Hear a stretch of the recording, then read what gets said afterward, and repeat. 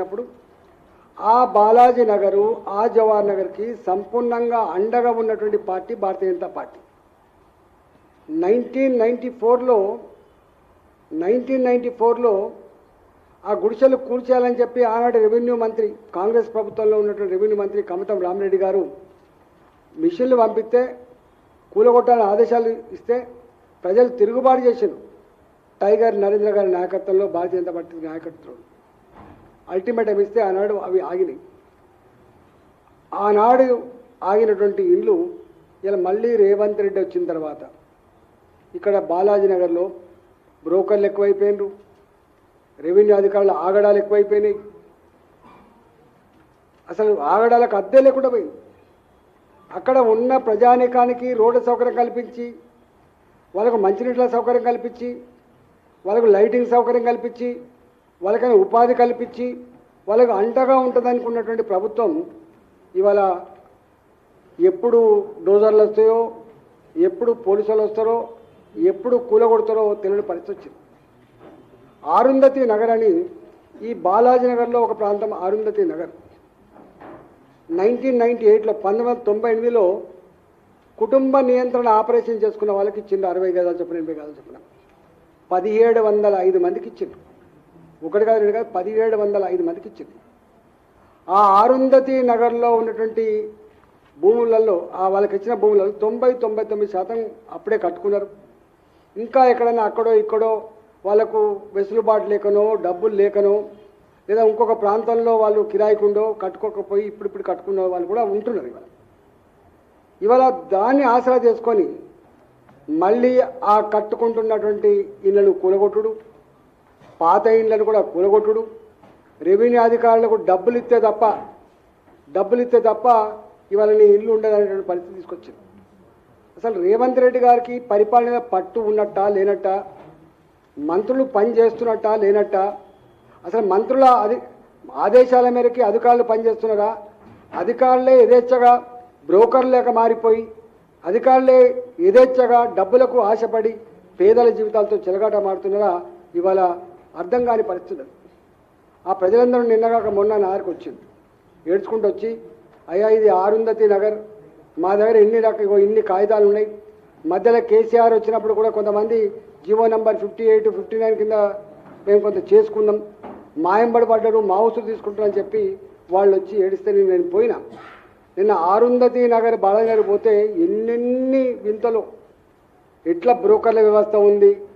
గా ఇళ్లల్లో పని చేసుకొని ఏ పూటకు ఆ పూటకే జీవనం కొనసాగించే పేదల దగ్గర కూడా 50,000 రూపాయల నుంచి 2 లక్షల రూపాయల వరకు లంచం ఇస్తే తప్ప జవహర్ నగర్లో రేకుల షెడ్ వేసుకునే ఆస్కారం లేదు. వాళ్ళు 100 గజాలు వేసుకోరు, 200 గజాలు వేసుకోరు, వాళ్ళ పాత జాగ్రత్త. ఇవాళ మేము ఈ మొత్తం బుక్లెట్ ఇవాళ దీని మీద ఈ మాజీ సైనికులంతా కూడా సొసైటీగా ఏర్పడ్డ వాళ్ళు కాబట్టి కోర్టుకు పోయింది. కోర్టులో మొట్టకాయలు వేసి రాష్ట్ర ప్రభుత్వానికి దీని మీద హక్కులు లేవని చెప్పి ఆల్రెడీ జడ్జిమెంట్స్ కూడా రిజర్వ్ చేయబడ్డాయి. రాష్ట్ర ప్రభుత్వానికి అధికారం లేకపోయినప్పటికీ కూడా ఆ పేదలు కొనుక్కొని కట్టుకున్నటువంటి ఇళ్లను కూల్చివేసే అధికారం నీకు ఎవడిచ్చిందని చెప్పి భారతీయ జనతా పార్టీగా మేము డిమాండ్ చేస్తా ఉన్నాం. నేను ఒకటే హెచ్చరిక చేస్తున్నా ఈ ప్రభుత్వానికి. ఇప్పటికే మేము ఇలా హైదరాబాద్లో పేదలు వేసుకున్నటువంటి అనేక కాలనీలు, అనేక బస్తీలు బద్దం బాలరెడ్డి గారు కొట్లాడి వేయించినాయో, ఇవాళ దత్తాత్రేయ గారు కొట్లాడి వేయించినాయో, నరేంద్ర గారు కొట్లాడి వేయించినాయో, భారతీయ జనతా పార్టీ కార్యకర్తలు నాయకులు ఆ బస్తీలకు అండగా ఉండి లాఠీ చార్జ్ చేసిన, దెబ్బలు తిని కేసులు పెట్టిన, జైళ్ల పాలై ఆ పేదల కింద గూడు నిలిపిన చరిత్ర భారతీయ జనతా పార్టీ.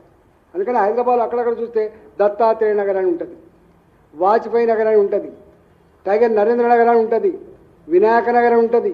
ఇవన్నీ కూడా మల్కాగిరికి పోయినాం. ఇవాళ మల్కాగిరి అసెంబ్లీ సెగ్మెంట్లో ఇవాళ పెద్ద బస్తీ వినాయక నగర్ బస్తీ భారతీయ జనతా పార్టీ ఇచ్చింది. ఇవాళ కుత్బుల్లాపూర్లో అయితే 1 కాదు 2 కాదు అనేక బస్తీలు, ఏ బస్తీ కన్నా పోయి ఇది వాజ్పేయి గారి నగరు, ఇది నరేంద్ర గారి నగర్ అని చెప్పి పేర్లు ఉంటాయి. అంటే హైదరాబాద్ నగరంలో పేదలకు మొట్టమొదటిసారిగా వాళ్ళకు ఒక గూడు ఉండాలనే సంకల్పానికి మద్దతు ఇచ్చి అండగా ఉండి ఎన్ని నిర్బంధాలు ఎదురైనా ఎదుర్కొని నిలిచిన పార్టీ భారతీయ జనతా పార్టీ. ఇవాళ నేను భారతీయ జనతా పార్టీ ఎంపీగా ఇలా మల్కాజ్గిరి పార్లమెంట్కి నేను ప్రాతినిధ్యం వహిస్తున్నాను. ఇవాళ ఈ బాలాజీనగర్ జవహర్ నగర్ అనేది మేడ్చల్ అసెంబ్లీ పరిధిలో మల్కాజ్గిరి పార్లమెంట్ కింద ఉంటుంది. ముఖ్యమంత్రి గారు కూడా ఇక్కడ ఆల్రెడీ ఒకసారి ఎంపీగా గెలిచిండు.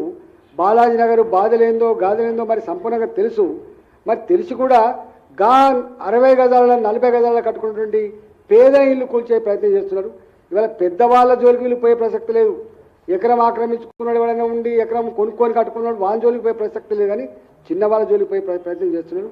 మేము ఒకటే హెచ్చరిక చేస్తూ ఉన్నాం, పేదల జోలికొచ్చి పేదల ఇల్లు కూల్చివేస్తే చూస్తూ ఊరుకోవడానికి భారతీయ జనతా పార్టీ సిద్ధంగా లేదు. అక్కడి పార్లమెంట్ సభ్యుడిగా నేను చూస్తూ ఊరుకోవడానికి సిద్ధంగా లేను. దేనికంటే దానికి ఎక్కడికంటే అక్కడికి కొట్లాడడానికి భారతీయ జనతా పార్టీ వాళ్ళకి అండగా ఉంటుందని చెప్పి హెచ్చరిస్తూ ఉన్నాం. ఇంకోటి కూడా వీళ్ళు ఇంత తమాషా చేస్తున్నారు. దమ్ముంటే ధైర్యం ఉంటే ఇవాళ కోర్టు అన్నది నీ దగ్గర ఏం కాగితాలు ఉన్నాయి, నీ దగ్గర ఏం ఎవిడెన్స్ ఉంది, నీ భూమి అనడానికి ఆధారాలు ఏమంటే చెప్పి వాళ్ళకు టైం ఇచ్చింది. 15 రోజుల ప్రొడ్యూస్ చేస్తా, నెల రోజుల ప్రొడ్యూస్ చేస్తా, సంవత్సరాలు గడిచిపోయినప్పటికీ కూడా ముఖం చెల్లక, రెవెన్యూ అధికారులకు ముఖం చెల్లక, వాళ్ళ దగ్గర కాగితాలు లేక, హక్కులు లేక ఇవాళ ఈ పని చేస్తుంది.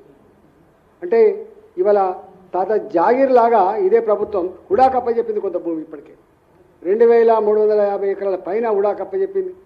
కొన్ని ఎకరాల భూమిని బిట్స్ బిలానికి అప్పచెప్పింది. కొన్ని ఎకరాల భూమి ఇప్పటికి సైనికుల రేంజ్ కింద ఉన్నది.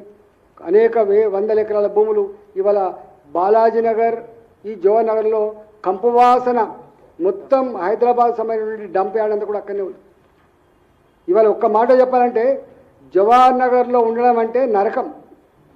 అసలు పురుగులు బారుతా ఉంటాయి, విషపు నీళ్ళు, కంపువాసన, అంటే దిక్కులేని వాళ్ళు ఉండే ఆట తప్ప ఏమాత్రం కొంచెం మంచి జీతాలున్నా ఏమాత్రం మంచి జీవితాలు కావాలనుకున్నా కూడా బాలాజీ నగర్ కానీ ఇది కానీ ఉండడానికి ఆస్కారం లేని ప్రాంతం. ఇవాళ ఈ డంప్ యార్డు ఒకప్పుడు ఆ 3-4 కాప్రా మున్సిపాలిటీ, మల్కాజ్గిరి మున్సిపాలిటీ, ఇవాళ ఉప్పల్ మున్సిపాలిటీ, ఇట్లాంటి చిన్న చిన్న మున్సిపాలిటీల డంప్ యార్డుగా ఉన్నటువంటి ఆ ప్రాంతం మొత్తం 1.5 మంది, 1.5 జనాభా ఉన్నటువంటి హైదరాబాద్ నగరానికి ఒకటే డంప్ యార్డుగా ఉండి ఇదే బాలాజీ నగర్లో ఉంటున్నటువంటి 2 లక్షల మంది జీవితాలు గంగల కలిపి ఇవాళ అక్కడ మొత్తం తాగే నీళ్లు విషతులు ఏమైపోయినాయి, పీల్చుకునే గాలి విషతులు ఏమైపోయింది. అక్కడ మొత్తం సాయంత్రం అయిందంటే పురుగులు పారుతూ ఉంటాయని చెప్పి లొల్లి పెడతా ఉంటారు, దురదలు వస్తాయని చెప్పి లొల్లి పడుతూ ఉంటారు. ఆ సంపాదించుకున్న 300-400 రోజువారీ కూలి కూడా మందులకు సరిపోతుంది తప్ప ఇంకోట్లేదు. మొన్ననే రీసెంట్గా ఈ మధ్యకాలంలో కుక్కల బెడదకు పిల్లలను పిక్క తిని చంపించు. ఇవాళ భారతీయ జనతా పార్టీ దీని మీద ఈ డంప్ యార్డ్ మీద ఇలా ప్రజల ఆరోగ్యాన్ని కాపాడని చెప్పి గ్రీన్ ట్రిబ్యునల్కి వెళ్ళాడు. మా విక్రమరెడ్డి కూడా అందరూ ఉన్నాడు. గ్రీన్ ట్రిబ్యునల్ కూడా మొట్టకాయలు వేసింది. అంటే ఈ ప్రభుత్వానికి చట్టాల పట్ల విశ్వాసం లేదు, కోర్టుల పట్ల నమ్మకం లేదు, ఇచ్చిన జడ్జిమెంట్ల పట్ల అది లేదు, ప్రజల ప్రాణాల పట్ల అయితే అసలే విశ్వాసం లేదు. ఇలా పేదలు అనుకుంటా ఉన్నారు. ఇవాళ నేను